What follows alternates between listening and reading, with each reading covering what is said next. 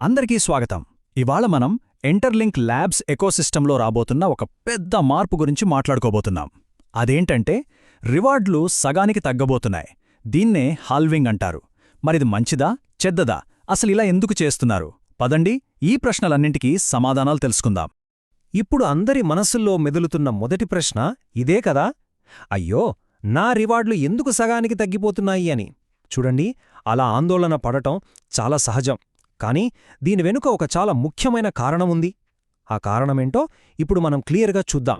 Okay, ఈ halving అనే solution గురించి తెలుసుకునే ముందు అసలు ఇది ఏ ప్రాబ్లంని సాల్వ్ చేస్తుందో చూడాలి. అదే అనంతమైన టోకెన్లుంటే వచ్చే సమస్య అన్నమాట.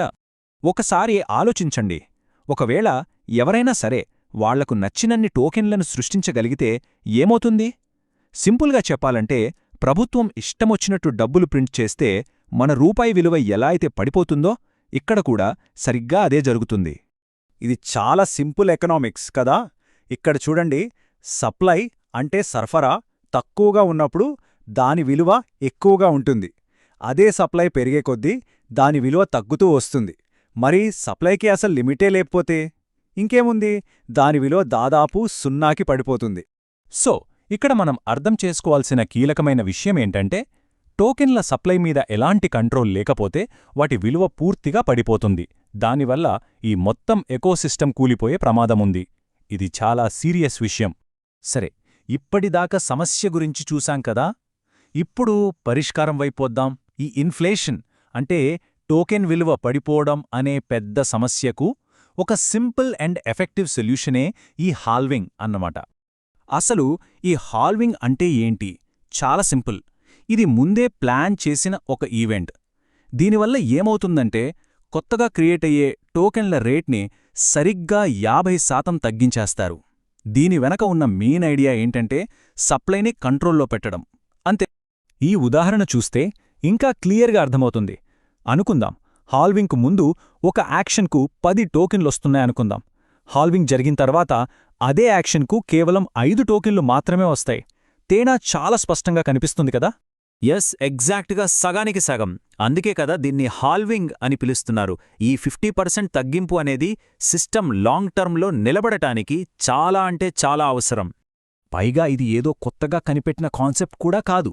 మనందరికీ తెలిసిన బిట్కాయిన్ కూడా సేమ్ ఇదే హాల్వింగ్ ప్రిన్సిపుల్ని ఫాలో అవుతుంది.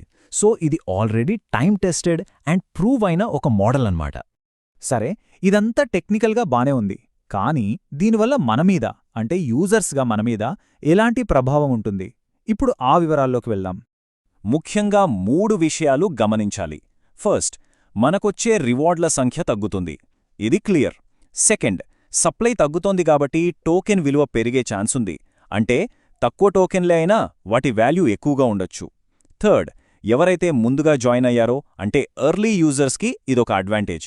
ఎందుకంటే వాళ్ల దగ్గర అప్పటికే చాలా టోకెన్లుంటాయి. ఓకే, ఇప్పుడు అందరికీ వచ్చే అతిపెద్ద డౌట్ లేదా భయమేంటంటే హాల్వింగ్ జరిగితే నా సంపాదన పూర్తిగా ఆగిపోతుందా అనేది. దీనికి సమాధానం అస్సలు కాదు. సంపాదన ఆగదు, ఖచ్చితంగా కొనసాగుతుంది. కానీ సంపాదించే స్పీడ్ తగ్గుతుంది. సిస్టమ్ అనేది ఫాస్ట్ గ్రోత్ నుండి నెమ్మదైన స్టేబుల్ గ్రోత్ ఫేజ్లోకి వెళ్తుంది. ఒక ప్రాజెక్ట్ లాంగ్ టర్మ్లో హెల్తీగా ఉండాలంటే ఇది చాలా అవసరం. అందుకే హాల్వింగ్ని ఒక నెగటివ్ విషయంగా చూడకూడదు. నిజానికి ఇదొక మంచి ప్లానింగ్తో లాంగ్ టర్మ్ విజన్తో నడుస్తున్న ఒక హెల్తీ ప్రాజెక్ట్కి గుర్తు. ఈ రెండింటి మధ్య తేడా చూడండి. స్కామ్ ప్రాజెక్టులు ఏం చేస్తాయి? షార్ట్ టర్మ్లో అబద్ధపు హామీలిస్తాయి. వాటిలో హాల్వింగ్ లాంటి కంట్రోల్స్ అస్సలుండవు. కానీ ఇంటర్లింక్ ల్యాబ్స్ లాంటి జెన్యూన్ ప్రాజెక్టులు లాంగ్ టర్మ్ స్టెబిలిటీ కోసం హాల్వింగ్ని ఒక పవర్ఫుల్ టూల్గా వాడుకుంటాయి. సో హాల్వింగ్ ఎందుకు ఇంత అవసరమంటే, 1, ఇది టోకెన్ ఇన్ఫ్లేషన్ని కంట్రోల్ చేస్తుంది. 2, సిస్టమ్ లాంగ్ టర్మ్లో బతికి బట్టగట్టేలా చూస్తుంది. 3, ప్రైస్ మ్యానిపులేషన్ను తగ్గిస్తుంది. అన్నింటికన్నా ముఖ్యంగా నెట్వర్క్ మీద నమ్మకాన్ని, టోకెన్ వాల్యూని పెంచుతుంది. ఈ ఒక్క మాట మొత్తం కాన్సెప్ట్ని చక్కగా చెప్తుంది. రివార్డ్ల సంఖ్య తగ్గినా ఇది టోకెన్ యొక్క విలువను పెంచడానికి హెల్ప్ చేస్తుంది. గుర్తుంచుకోండి, ఇక్కడ క్వాంటిటీ కాదు, క్వాలిటీ. అంటే సంఖ్య కాదు, విలువే ముఖ్యం. ఓకే, ఇక ఫైనల్గా ఈ మార్పు వస్తున్నప్పుడు మన స్ట్రాటజీ ఎలా ఉండాలి? మనం దీని గురించి ఎలా ఆలోచించాలి? స్మార్ట్ యూజర్స్ ఫాలో అవ్వాల్సినవి 4 సింపుల్ స్టెప్స్. నంబర్ 1, పానిక్ అవ్వద్దు. నంబర్ 2, రెగ్యులర్ యాక్టివిటీని కంటిన్యూ చేయండి. నంబర్ 3, షార్ట్ టర్మ్ లాభాల గురించి కాకుండా లాంగ్ టర్మ్ విజన్ మీద ఫోకస్ చేయండి. ఇక నంబర్ 4, ప్రాజెక్ట్ నుంచి వచ్చే అఫీషియల్ అప్డేట్స్ని మిస్ అవ్వకుండా ఫాలో అవ్వండి. సో ఫైనల్గా మనం ఆలోచించాల్సింది ఇదే. ఈ హాల్వింగ్ని ఒక సెట్బ్యాక్గా చూస్తామా, లేక లాంగ్ టర్మ్లో మనందరికీ ఉపయోగపడే ఒక స్ట్రాటజిక్ ఆపర్చునిటీగా చూస్తామా? సమాధానం మన ఆలోచనా విధానంలోనే ఉంది.